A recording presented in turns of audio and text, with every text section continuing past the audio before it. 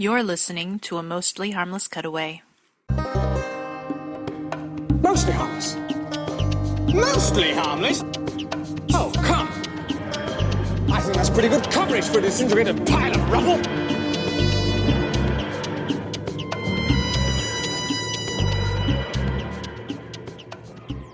Hi, this is Eric. And this is Josh. And this is Sean.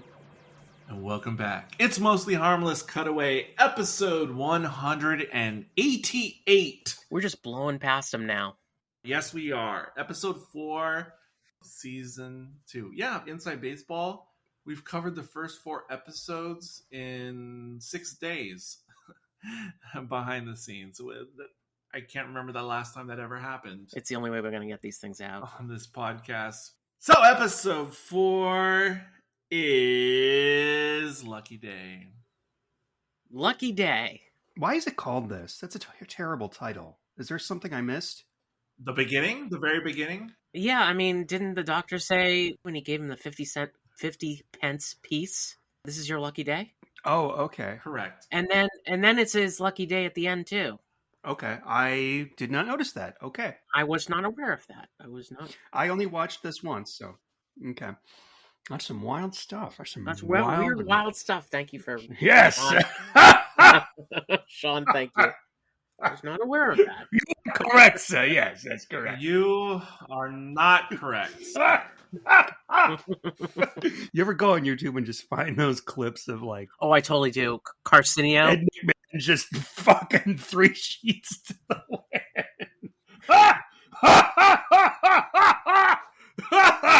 You okay there, Ed?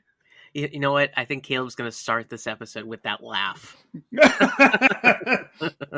I love that. I love going and like looking up like Dick Cabot, seeing like there'd be like Peter Falk, John Cassavetes, and Ben Gazzara, and all 3 of them showed up on the set drunk, and they're literally rolling around on the floor. Yeah, you watch like Dean Martin on Johnny Carson. It's fantastic. Anyway, lucky day.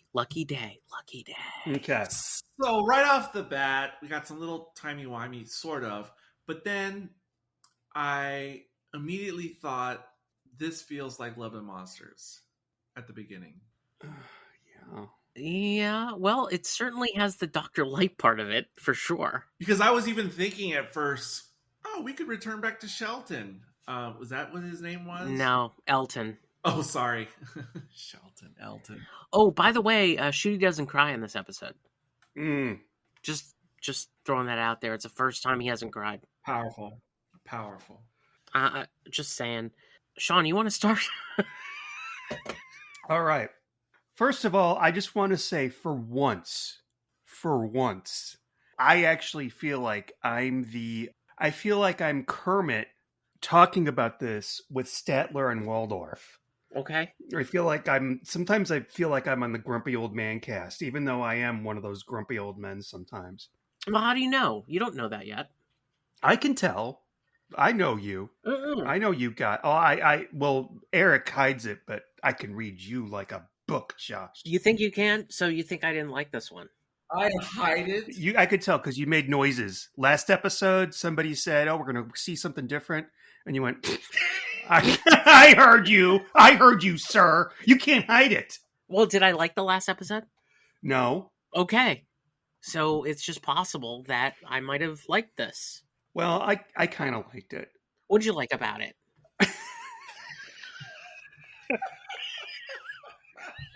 Hi-yo! Yes! You are correct, sir. Betty White's there, and she's like, "What the fuck?" And go ahead, Sean. Tell us why you like the white guy on this one. I mean, why you like this one? I could be Jerry Lewis smoking his cigar, Johnny. No one entertains like you do. Just totally, and he does the lozenge thing with his. Mm-hmm. Johnny, I love you. Anyway, okay, so I thought this was you guys. This reminded me of. You guys ever see the movie called Don't Look Up? Yes. Came out around the time of COVID. COVID, yeah, it came out during COVID on Netflix. I think it might have been one of the first Netflix movies to be actually nominated for Best Picture. This kind of reminded me of that. Or maybe like Flat Earthers, like they have all the stuff right in front of their face and they just don't fucking get it. Like, hello, or like one of these like really deep MAGA people. That's who this guy was. Oh, I know. That's what it reminded me of. And I really like the idea that they touched very lightly upon something like that could be really sensitive. And some people may have noticed, some people may have not noticed, as opposed to something like Kill the Moon, where it's totally fucking obvious, despite what a very popular podcast would initially tell you, that it's about abortion. Okay. I do wonder, production-wise, if this was meant to be last season. Because it has, I can't remember her fucking name. Ruby Sunday. What's her name? What's the actress's name? Sunday. Oh, I was gonna say Millie Bobby Brown. Millie Gibson. Millie Gibson. I love how you called her Ruby Tuesday. That's fantastic. They had a great salad bar. Seriously. Why did you call her that? That is the best. They had the best salad bar. Okay, I'm going to see you, and I'm going to raise you to Wendy's salad bar. In the classic days. Yeah, in the classic high school days. Well, again, I take Ruby Tuesday over that one. Okay. Anyway, Ruby Sunday was in this one. So yeah, I do wonder if this was supposed to be in the first season because she's in it so heavily, and it's a Dr. Light episode. And Millie Gibson, I think there was. Am I right in thinking that there was like an unexpected reason she had to leave after the first season because she got something else that was bigger? We don't know the whole story there, and Okay. all indications were that Millie Gibson would be part of the second season. She just wouldn't be in the whole thing. Okay. All right. So she was supposed to last one season like Bill or I can't think of anybody else, but there's lots of them. Yes. I mean, the indication was she was coming back for this, but there wasn't any discussion as to whether her and Vashta Narada were going to be there at the same time. I don't remember her name, so I just call her Vashta Narada. That's right. Yeah. I overall was pretty pleased with this episode. I saw a huge hurrah for it on the Facebooks over there. I don't really get the outpouring of love. I'm not going to write awesome in all caps, #awesome, #doctor. Who's the grumpy old man now? Grumpy old men don't go blah, blah, blah, blah. I liked for once, I liked what they did with Kate Lethbridge Stewart in this. I think that she is so overused and misplaced in this sometimes. I actually enjoyed watching the unit team work together, probably because there was nobody there that made my skin crawl like that little guy. I hate that guy. It's a kid, man. Yeah, I know you're all going to say that, but come on. You just Like don't like what? children. Sean doesn't like children. That's what it comes No, down hold to. on. No, hold on. Unit, they're trying to make it look like the bar from Star Wars. They've got that robot alien thing. They've got a lady in a wheelchair. They've got like a little kid on a Segway. I mean, Jesus Christ. Just I thought the kid on the Segway was supposed to replace the woman in the wheelchair. Like, I thought that was a replacement. no, the lady in the wheelchair is the scientific advisor. We meet her in the episode with the Meep, the Star But Beast. I get it. But she wasn't in that episode that the little kid was in. Oh, okay. So I thought maybe like he was supposed to replace her, but apparently not. I don't care. I don't care. I'm just glad he's not there.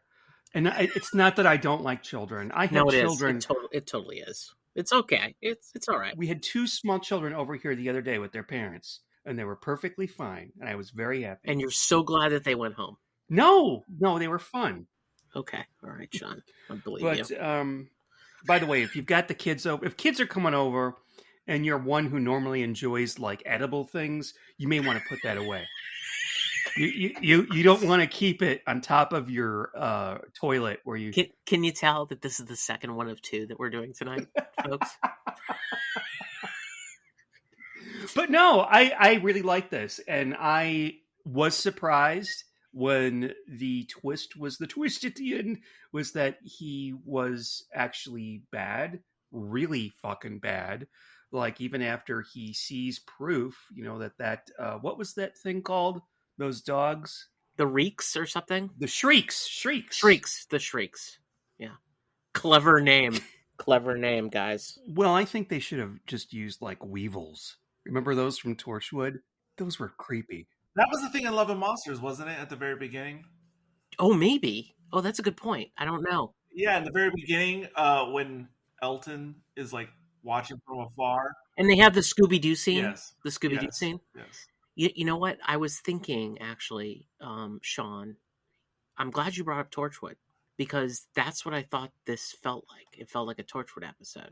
I think that's absolutely correct. I absolutely agree. You are 100% correct. And yes.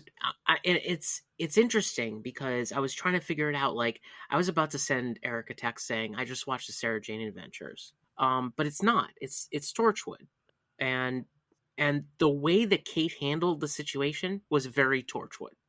Like, I would imagine the Torchwood folks would say, "Okay, you don't believe these things exist?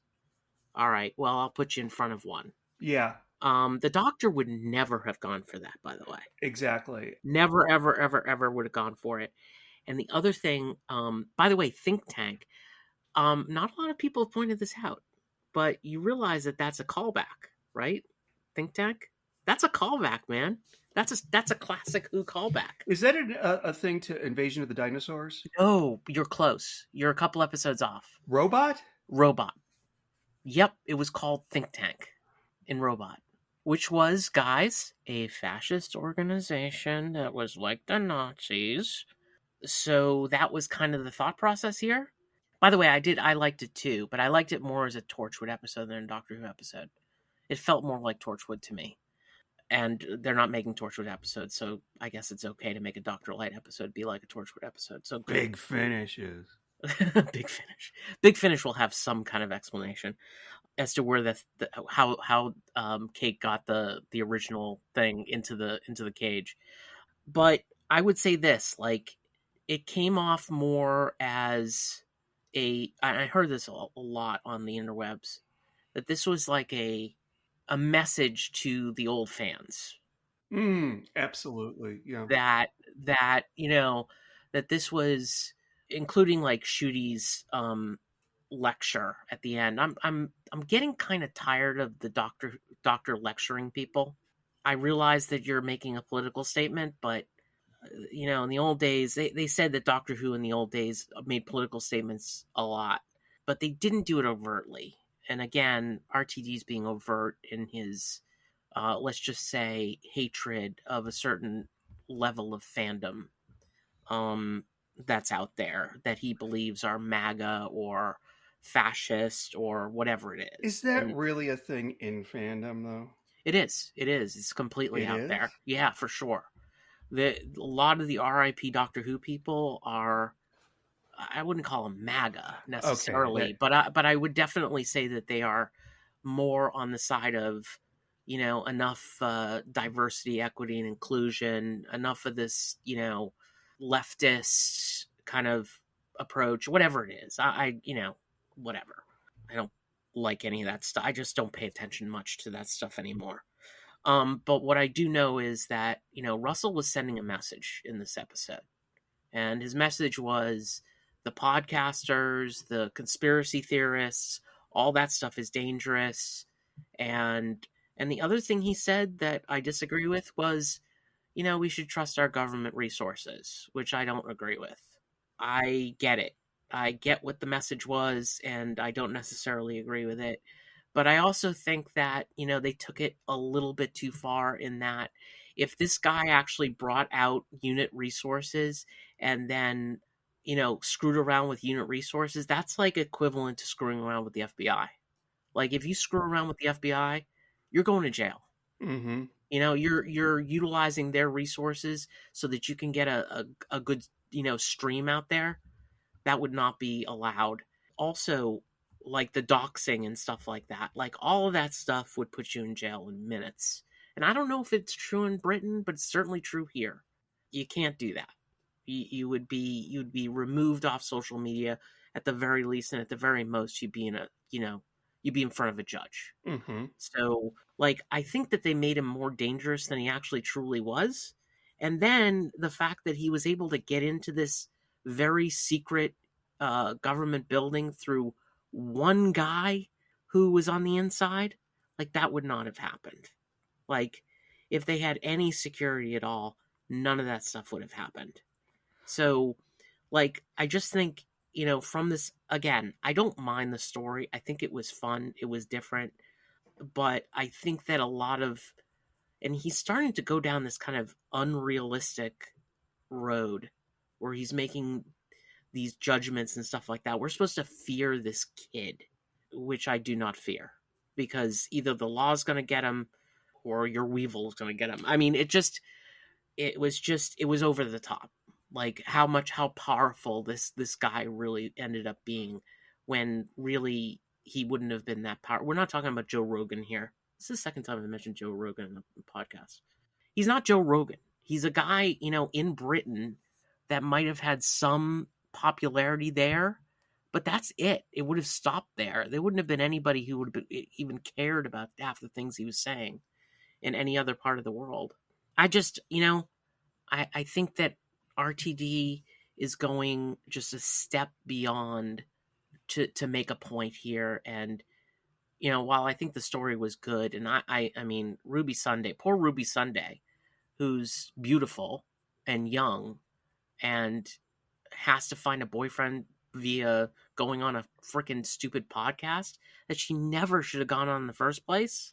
Like, all of that, it succumbs to my thought process on what reality would have been. Anyway, said it a lot, and I'll leave it to you guys. Eric? I don't even know what to say about this episode. And thank you. So that was Eric. This is... I didn't find it as off-putting as last week's, but it was a non-starter for me. I still haven't ever been much of a fan of Ruby Tuesday. Nothing to do with Millie Gibson or anything like that. Ruby Sunday. What did I say? Ruby Tuesday is the one with the great salad bar. And it's a really good song, too. Did I say Ruby Tuesday? It's a really great song. I see on the internet a lot of people compared this, or critics compared this 73 yards. No comparison. Not even. Well, they were saying it was like that story, not only because it was Dr. Light, perhaps one of the most Dr. Light episodes ever. It was the only comparison. They were both Dr. Light. Yeah, I agree. But also, no, but not just that, not just Dr. Light, but also because it was focusing on Ruby Sunday dealing with her issues going on in her life and traveling with the doctor and whatnot. And I see that, fine. But I rather like 73 yards. 73 yards, far better. Yeah, I agree in so many ways. And it was even weird, like just going to a pub again. I almost felt like we were in that pub in 73 yards, even though it's a very different location. I mean, geographically. Conrad was fine. I mean, it wasn't just some small little wicker man town by the coast. Okay. Yeah. Conrad was fine. When he started to get bumbly before we knew his real intentions, I couldn't even deal with that. You guys said it reminded you of a Torchwood episode. It reminded me of a Buffy episode. I mean, generally, not a specific Buffy episode, but this is exactly the kind of thing that would happen on Buffy. Like, she meets a new guy, seems cool, and then he has all these issues that come out, ridiculosity, and Buffy has to deal with that, and the idea that redonkulous. Yeah, that she had a thing for this guy, and he turns out to be the worst. And Conrad, they kept upping how bad he was. Like, he was already bad, and it just kept going and going. And yeah, I was like, okay, I felt like they jumped the shark on Conrad being ridiculous. I really am not liking Unit since the RTD return. And I can't stand the Unit headquarters. I can't stand their control room. I really don't like any of the Unit members except for Kate and maybe the hot guy. Just because he doesn't get in anybody's way. I like him. If this is supposed to be like a primer to get excited of some future Unit series spinoff, no, please no. I would much rather watch Sarah Jane Adventures any day of the week than a Unit show that somehow resembles this team. I miss the old Unit in a way. Like, I would rather just have a bunch of two-dimensional soldiers. Maybe that's why I like the hot guy, because he's the only thing that reminds me of old Unit. And Kate being a little bit like her dad, not really, but I get it. I like Kate. I just don't like this Unit at all. And yeah, I just wanted it to stop because it was getting crazy. And then when there's basically a tease that we haven't seen the last of Conrad. Oh God, I thought, oh no.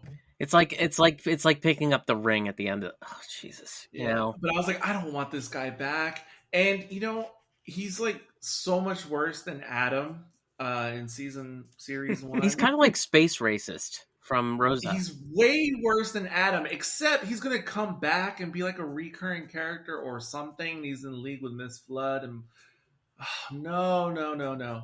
I didn't know. The only thing of note, I mean, he's been in a bunch of things. The actor who plays Conrad, but they're mostly things I don't recognize. Jonah Howard King. But the one thing that is recognizable is he played Eric in the live-action Little Mermaid, which I have not seen. But filing in my I don't care department. It's a weird film credit. Yeah, those live-action Disney things, those are going the way of the dodo. I also saw how I saw basically nothing but love on the interwebs by fans for this episode, and that's great. Not for me. It wasn't the worst thing, but the message that RTD was going for. Yeah, I get it. I was telling Isaac offline when I watched, I can't remember, something else I didn't like. May not have been Doctor Who, I don't remember, but I was telling him, like, with stories in general and sci-fi especially, like, I love good allegory, I love good metaphor, but you don't have to, like, make it that obvious. I like a hint of it. Like, this is the exact opposite of a hint. Right. And being clever is not having the Doctor give a speech at the end of it. Like, it's being clever is having it be not that obvious. Like, and yes, we've gone away from that. We've gone away from allegory, like the Green Death. We've gone away from that, and now we're just being really upfront with what we're saying. And yeah, and fine. I'm all for doing an episode making a statement on conspiracy theorists or truth deniers or any of that stuff. That's all fine, but this just feels like a sledgehammer, a very unnecessary sledgehammer. And it's a different kind of lazy than the kind of lazy I was feeling in the previous episode. Like, it's just like, okay, I get it. This is like if a student turns in their essay and it just feels like every sentence is like the thesis over and over and over. Like, okay, I guess that's interesting. I mean, okay. What do we know about the person that wrote this? Because this is the first. Is it the first? No, it's Pete McTeague, and he has written Doctor Who before. He wrote for Chris Chibnall. Okay. So he wrote the Amazon episode, Kablam. Okay. And he's written a few others. And he's also written some of the trailers for the new DVD or Blu-ray sets Mm-hmm. Like he's a legit Doctor Who writer. He's not Okay. like these people that they're pulling out of like soap operas because they meet some requirement, some checkbox. He's actually written for Doc. In fact, you know, he's a possibility for a future showrunner, quite frankly, Okay. because he's been writing Doctor Who for some time, and And that's fine.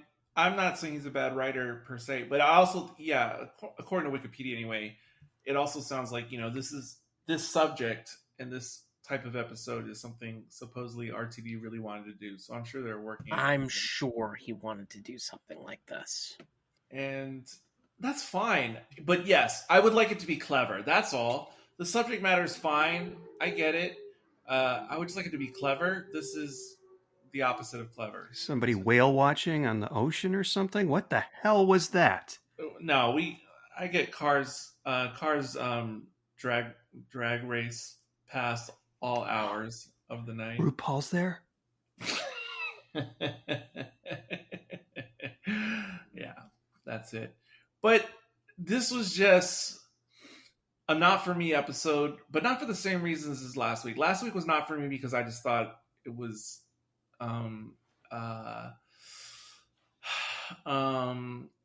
unintelligible writing. This was not that.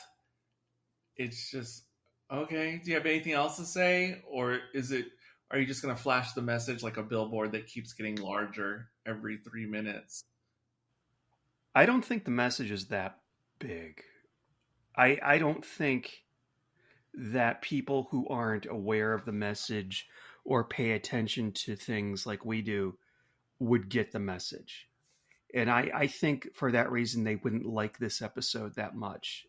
I think you could get someone who never watches Sci-Fi, doesn't know anything about Doctor Who, and I don't think they'd have trouble figuring out what the message was supposed to be.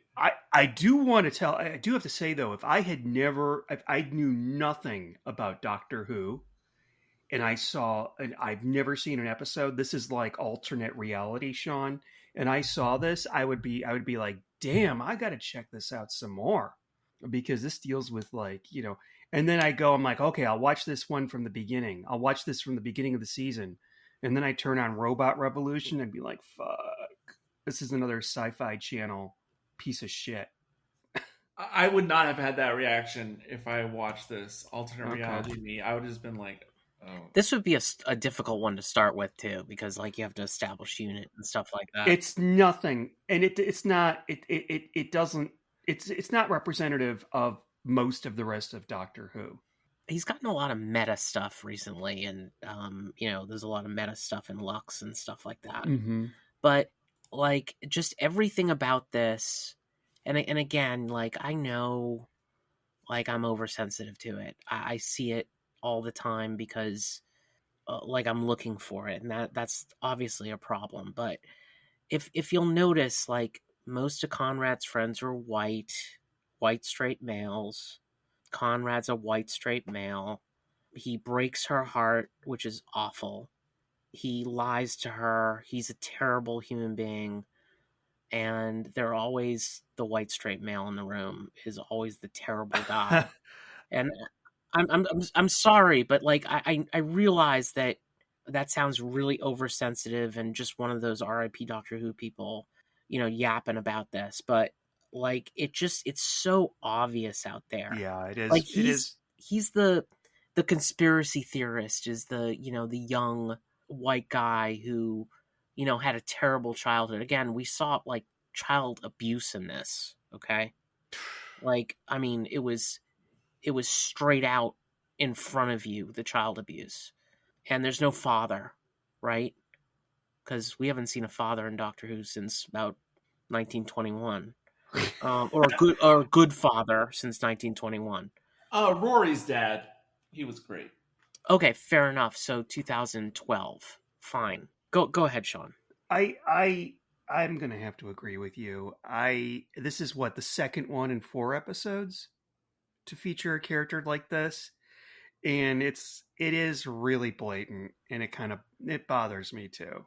Even in the last episode, like look at the guy that sort of took over, quotation fingers. Like, with his little red card or whatever he called it.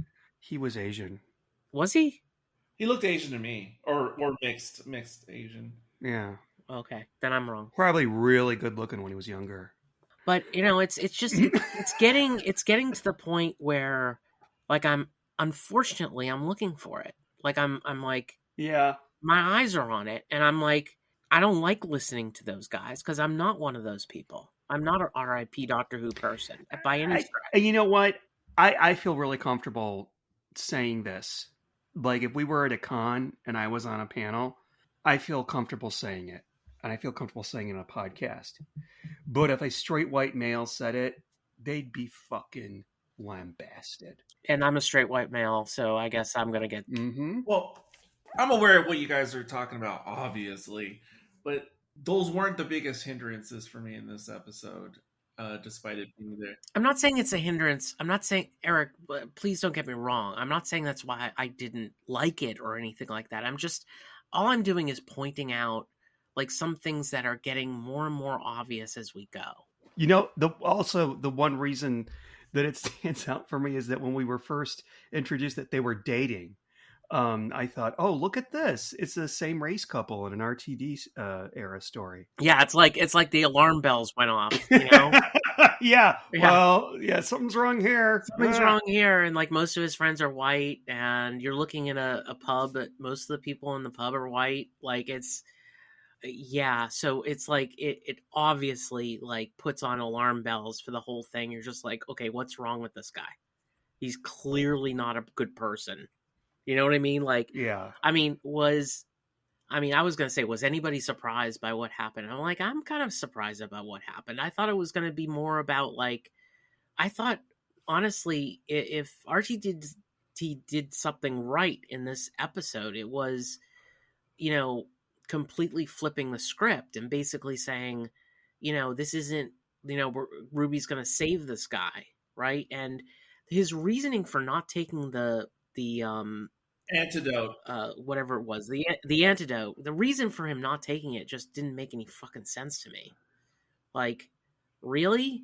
You're not taking it because you want to be like the doctor? The doctor provided this thing. Like, it doesn't make any sense. It also didn't make sense that she would have a separate antidote for herself. You're saying why you didn't buy the subterfuge? Like, it just didn't make sense. Just all that, like, I mean, again, like in the last episode, just like, everything is convenient. It's convenient that she would have an extra. Speaking for myself, I think one simple change, and you could leave everything else the way it is for the most part. Well, I say one simple change, but it's not that simple. I watch a lot of videos, like, I guess on the subject of filmmaking and storytelling. Mm-hmm. And they talk about, what's an effective way, to make someone care about this, yada, yada, yada. And something that is important is, with most of the great villains on TV or in film or in books, you have to at least, to some degree, the more you can make the audience or the reader, viewer, empathize with the villain, and they could be crazy, they could be Lex Luthor, but you got to give something to feel like, well, he's not completely wrong. There's some method to his madness, there's some point. And I know I say it like it's so simple. It's not that simple to make it believable, but if somehow there was a way that, yes, he's a cretin, yes, he's a horrible person, but at least you could see, like, what really drove him. I know there's little bits and pieces, but they're window dressing. They're not up to the job of establishing why he is so ridiculous and so deplorable. If there was some way I could empathize with him while still disliking him and his decisions, that could have made this whole entire thing so much more interesting and likable, and made me more able to play along and see where this goes and be interested. Well, I mean, you saw he had a bad childhood, right?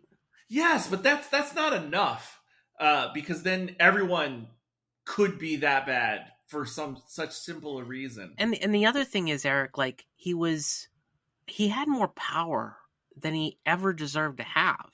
Like, in reality, he would never have this much power. Yeah, I agree with that. You brought that up earlier, and yeah, He also was a podcaster and he was the head of a movement.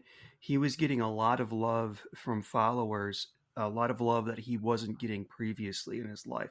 We're breaking down this character like gangbusters, man. But you guys are. I'm not. yeah, well, I find it interesting that I don't find it interesting that I liked it, but I'm just going to say I liked this scene, and that I found it interesting is that when he denied it up until the very end, like, and it had to take the Shriek biting him in the arm, and we think maybe even killing him, but who the fuck cares if he did, if they did kill him. Like, he was like, even denial up until that point, like, dude, I get it at first. I know why you don't believe there were Cybermen, because it sounds like a complete bullshit story. But I like that the show addressed the fact that in the past all of these things happened with alien invasions, particularly on Christmas, and no one seems to talk about it. And finally we've got somebody who's willing to bring it up, and say that it never actually happened. Which, when you think about, well, no one's talking about it, maybe it didn't happen. There's just this handful of people and they're not really. But Sean, like, his whole thing, his whole action was against, like, taxpayer money being used for unit. Like, that was his entire thing. Like, I'm just not buying that all these young people I don't think are like worried about where their taxes are going. Yeah, that seems like a very far right thing for trendy young people to be into. But And it really does. Like, it's like, what our taxes are. And then they had like the montage of like this young girl who was not more than 22 years old saying, our tax money is going towards these, fake organizations. Like, come on, man.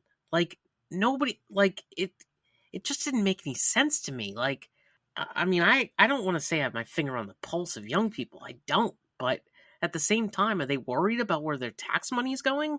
I don't think so. so this must have been just totally coincidental that it came out shortly after the whole Elon Musk Doge thing. I don't know. No, but I mean, like, I don't hear young people bitching about Doge. No, I hear not. I hear Democrats bitching about Doge. I hear people on the left bitching about Doge. But like young people don't. As a matter of fact, there are more young people who are handling the Doge situation than anything else. Like, I mean, whatever. So whatever. The point of the matter is that it all. I get it. Like, it was about, these are all fake. Fine. And if it's proven to you by your own freaking two eyes that it's not fake, like, for you to be so, like the flat earthers you were talking about earlier, like, how could you still believe in what you're saying when you're actually seeing it in front of your very eyes? It's like, you have to maintain your audience and your listenership. I mean, yes, but wow. Like, if you watch the 24-hour sun down in Antarctica, I can't believe I'm talking about the flat earthers now. And that's your whole argument, is that that's been faked and you were down there and saw it. Like, you have to come to the conclusion that your whole idea, despite the fact that you've made money on this, is wrong and very easy to disprove. So, like, you guys brought it up earlier. I don't know which one of you brought it up, but like, it's sitting right in front of him and he's still denying it. He's like, Yeah, this is great computer graphics. Like, are those computer graphics like causing blood to spurt out of your arm? It's amazing to me. And I just, again, I think he was telling a story. I think he took it too far. I think a lot of it didn't make any real sense in the real world as much as he wanted it to make sense in the real world, except for the Ruby Tuesday. Except for the Ruby Sunday thing, where, you meet a guy and he's nothing like what you think he is and stuff like that. That happens, obviously. But like, for the rest of it, it's like, come on, man. None of this makes sense. Like, you're just keeping everybody, not looking at reality and still feeling, that Like, conspiracy theorists never ever, try to look for reality. I disagree with you about the whole taxpayer money being his primary motive. I think that his primary motive was just tell the truth, and you guys aren't telling the truth. It was just generally against government in general. I think him saying that thing about taxpayer money is something a leftist person would say just to make people try to understand what he's doing. Well, maybe, but you know what? It seemed like the people who were reacting to him were a lot, were mentioning about the tax reasons, like, why are we wasting our money on this stuff? And like, we're looking for the truth. And the truth of the matter is that, big pharma, benefited by vaccines and stuff like that. It just all feels like that. I don't know. I thought it was like that, Sean. It really does. I thought it was all about, if we're spending so much taxpayer money on this, then there should be full transparency, and we should know what Torchwood is actually doing with our money. With Torchwood, yep. See, you fell in because... What do you mean I fell in? Because it wasn't Torchwood, it was Unit. But oh, fuck! Oh, yeah. You fell in because it really does feel a lot more like Torchwood, in that, we didn't see... Unit doesn't... It was Torchwood that held on to these aliens and put them in little jails, right? That was what they did, right? So it felt very Torchwoody in that regard. Anyway, boy, I've talked a lot about this thing. So how did Conrad know about Belinda before the doctor? Oh, it's because he met them when he was however old in 2007. Oh, right. Yeah, right. So yeah, that does answer it. Yes, you are correct. Yeah, I got a little lost in the timeline because I wasn't caring anymore. Okay, yeah, you're right. There's something else as well that's brought up, and Ruby mentions the fact that she may have PTSD. This has totally been explored before in the books. There's a Fifth Doctor novel where it's him and Nyssa, and he explains to Nyssa very gently how she has PTSD because her father was murdered and she witnessed her planet being destroyed, a la Princess Leia, except Princess Leia got out much better. I think that every single companion of the Doctor should have PTSD, whether they're aware of it or not, because every single companion of the Doctor has had their life threatened and had to be rescued multiple times. And it's true, It is true. It is true. I thought that was great to bring up. I don't really like talking about mental illnesses. I'm not one of those people that gets turned on by that, if you know what I mean, but it was a nice thing to bring up. Yeah, I mean, that's real. Like, that sounds realistic, It's just that, RTD is just, he's taking something that feels a little real, and like he's taking it to a point where it doesn't feel real anymore. And just to kind of send the message, like, I get it. All right. I understand. I get the RIP Doctor Who hashtag. I get it. Okay. But like, you're making this guy like seem like this arch criminal, like the Master, like, when he's not. He's just a YouTuber. Oh no, of course he's not. But that's fascinating. He is an Earth-based villain. We don't have a story here where the Doctor has to save the universe or save the entire world. Not he just yet. has to stop. Not yet. He just has to stop. You're right. He has to stop this one guy from killing some people. And I like the idea because this character could evolve into something really cool. He probably won't, but he might. I mean, if he evolves into something, it probably won't be cool. It'll probably be something fucking ridiculous. Yeah, like because we he's saw a in kid. the Robot Revolution. Yeah, he's a kid. Like, he's in his mid-20s or something. Like, I'm just not buying that he's so good that he could go into Unit, with one guy helping him. Like, just all that. Just I can't get ahead of that in my head.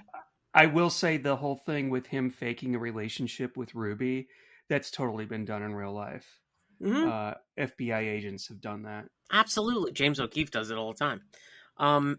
Yeah, I mean, for sure. That was fine, but like, just how it proceeded after that just didn't make much sense to me. And Mrs. Flood being at the end of this thing. Oh God, guys! Oh, I just want this yeah. to end. I just want it to end. It's like it's gone on way too long. Did y'all notice Mark's Paul Jericho in the episode? Actor Who? Mark's Paul Jericho. He played Alfie. I don't know who Alfie was. I'm assuming maybe in the pub. He was in the pub. Yep. Okay. He was the Castellan in Arc of Infinity. Oh, really? Really? Yeah, he was in Five Doctors too. He was the guy who said, "No, not the mind probe." And he's also going to Long Island Who. I saw that on my Facebook feed. Well, there you go. He can talk about Lucky Day. Yeah. 42 years later, returning to Doctor Who. But yeah. I've definitely said everything I want to say about this episode 3 times over. What is that camera that he had that was on it? Is it called a chest camera? I guess you could call, I don't know, a body cam? Body cam? Because that's how many. That's how many. Okay, that's the unit. That's what we're using as a unit of measure. How many YouTube body cams are you guys giving this? Yeah, I don't even want to bring up that I was like that. That would have been that feed would have been instantly blocked within the building, but even on the internet. But oh, for sure. I mean, yeah, but Eric, all of it didn't make any sense. I know. Who cares? Nobody cares. I don't want to take the episode seriously. And what's funny to me, okay, I'm giving it 2 out of 5 body cams. It didn't bother me as much as last week, but I was just like, okay, whatever. But that being said, I will say, despite like 2 out of 4 that I didn't really care for this season, you know, I almost feel kind of bad for that. Well, no, there's no reason to feel bad because I'm sure they're enjoying what they're doing, and there are people who like these episodes. You know, it's just my personal opinion. But, you know, the show still looks great. Effects have been great. Cinematography has been great. Acting, for the most part, has been great with the regulars and visiting. You know, I mean, yeah, good, but good plus. I mean, it's great because there's been times in New Who where I thought, oh, this is a little bit dodgy. But no, all those things are fine. It's just, for me, not liking these episodes, it's been lacking in writing. And not in the same way I would say lack of writing in Chibnall, because those were undiscernible stories. These stories are discernible, but that doesn't mean they're great just because they're discernible. Yeah, exactly. Like, the dialogue is fine. Yeah. Like, dialogue works, but the stories themselves are, I would say, I wouldn't say lazy. Lazy is the wrong word, but I don't want to make it sound like, oh God, now I hate the RTD era, and now it's a spiral, and I'm about to check out. No, I have none of those feelings at all. When I don't like these episodes, I individually don't like them, but it's not like disturbing my worldview of the series at this point. Yeah, and I mean, I'm not an RIP Doctor Who person. Oh, not at all. You know, I'm not that kind of person. I mean, I'd like to see it succeed, while I know and realize that it's not really made for me anymore, and that's fine. That's fine. I can accept that. I never have an issue with it being made for me, except for in the sense that I like clever writing. I like something to intrigue me and me go, too. Oh, wow. That's an interesting take on that. I'm not big on goblins. I'm not big on Muppets. You know. But see, I don't even care if it's like a goofy Slovene or Goblin or Talking Baby, as long as there's something that I can go, oh, okay, that's an interesting idea. Yeah, no talking babies. Or that's an interesting flip there. Or I love, and I've always thought this even before the quote unquote woke era of media. I like those stories where you go, who's the good guy? Who's the bad guy? But when it's as extreme black hat, white hat as this, it's just not that interesting for me. But whatever. Someone else speak. Sean, how many body cams do you give this one? I totally disagree with both of you. Well, I disagree with Eric at least. I would give it 4 out of 5. I thoroughly enjoyed this. Woo! I thought it was great. I don't know. I'm loving everything this season so far. So Sean is like, except for the robot revolution. Yeah, fuck that. Doctor Who has risen because Sean was talking about how he wasn't really caring before this season started, and Sean's been in. I mean, at least 3 out of 4 you have really liked these episodes. Wow, I'm glad though. Yeah, I'm glad. What did you give Lux, Sean? That was one of my. That was 5 out of 5. That was one of my favorites. Yeah, Oh, you he's did give 5 5 out of 5 for that. Okay, all right. I'm just checking. And by the way, Lux, I by far and away my favorite of the season. It's not even close, but continue. Yeah, agreed.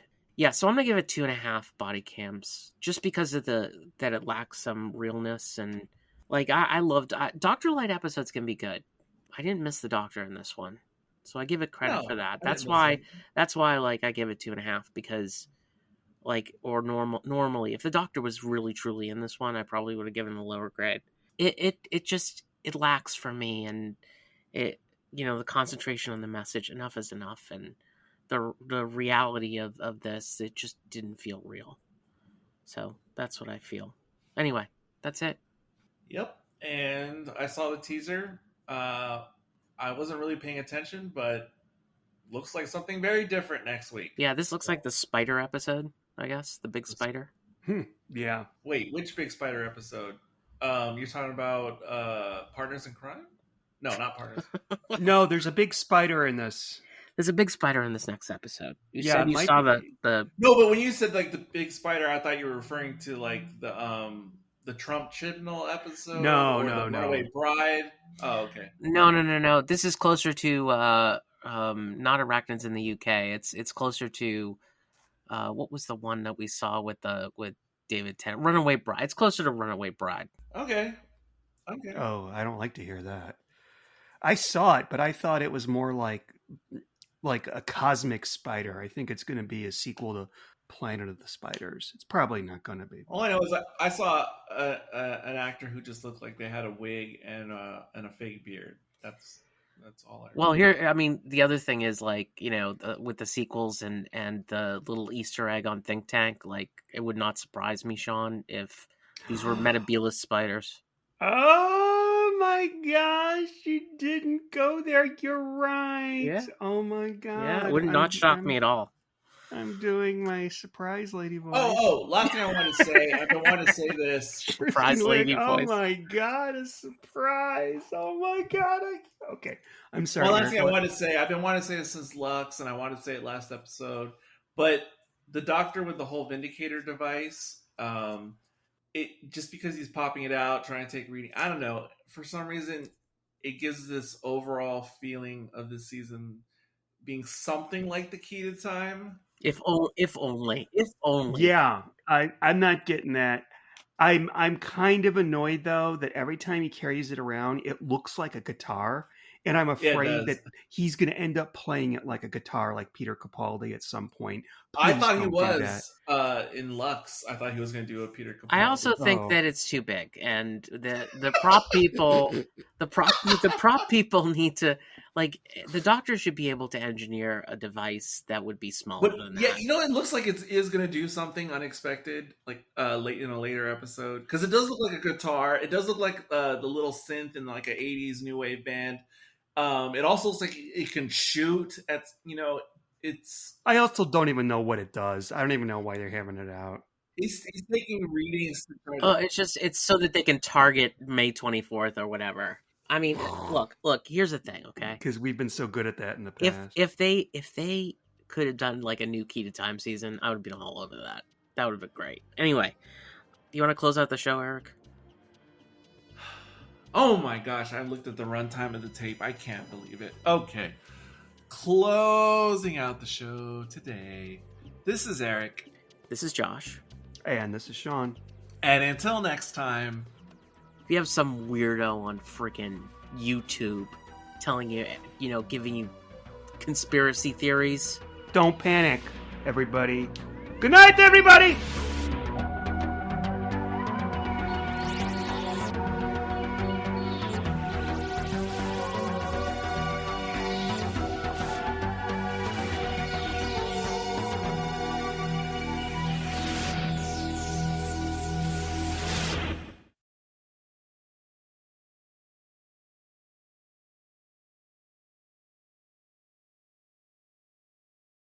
I got a conspiracy theory.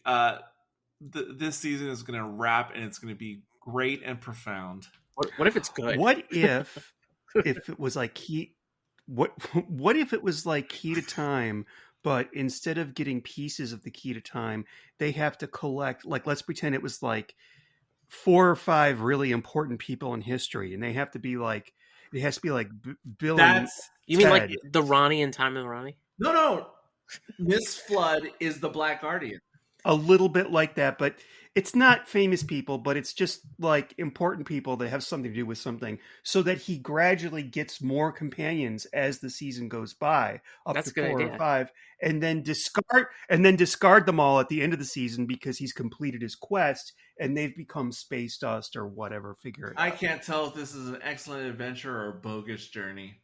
You know what? I think I watched clips from Excellent Adventure, and I saw that SNL thing where they did Excellent Adventure last night. So I think that's probably just Oh, fresh in my mind. I am hearing Mrs. Flood is definitely the Ronnie.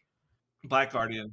I mean, look, let me tell you something. We've been threatening female Realness. female villains to be the Ronnie for like, I don't know, 20 years now. So I'm thinking that it's definitely now. Mrs. Flood is a bi-generation of the Ronnie or whatever. So that's what I'm hearing. But when she said she was the governor, I thought that was like going to be like her Time Lord title. her Time Lord name, the governor. Yes. Yes. That would be great. That would be awesome.